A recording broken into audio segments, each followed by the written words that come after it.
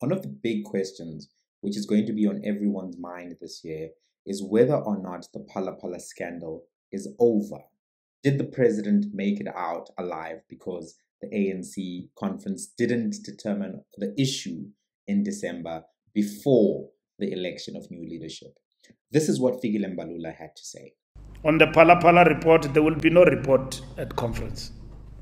The issue of the Phala Phala report was referred to the National Executive Committee.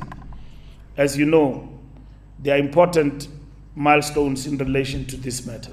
There was a motion in Parliament that was defeated.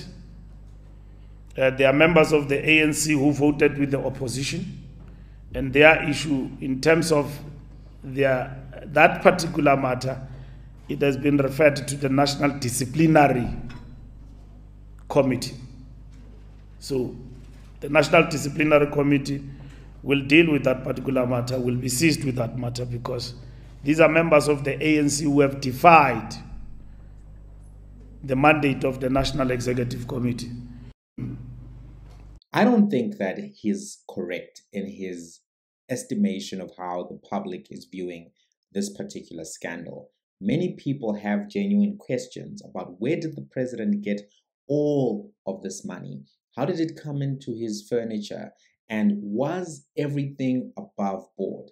I think that to assume that simply because you said that the issue is not going to be determined and people are going to be disciplined is over is naive. And let's actually look at what opposition parties have been doing just now. Herman Mashaba, leader of the Action SA political party, has actually said this issue is not over. The ATM leader, Vuyo Zumula, has taken this particular vote that was held in Parliament early in December. He says that they're taking it on review because there were certain things that were done in that particular vote where members were told to toe the party line. This is significant because there's a Concord judgment that actually says when there's a conflict of interest between the individual member of parliament and their party interest, they must vote on their conscience.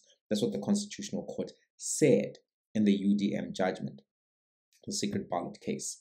Now, if you look at all of this, we haven't even factored in the economic freedom fighters. We haven't even factored in the Democratic Alliance. So the assumption or the presumption that the matter is over simply because he said so is one that I think is naive, one that I think will be disproved by reality this year. I don't think that the issue is in any way, shape, or form over. But there's something else that I want to add to this. When someone speaks like this in an African context, particularly in an African context, it sounds very dictatorial.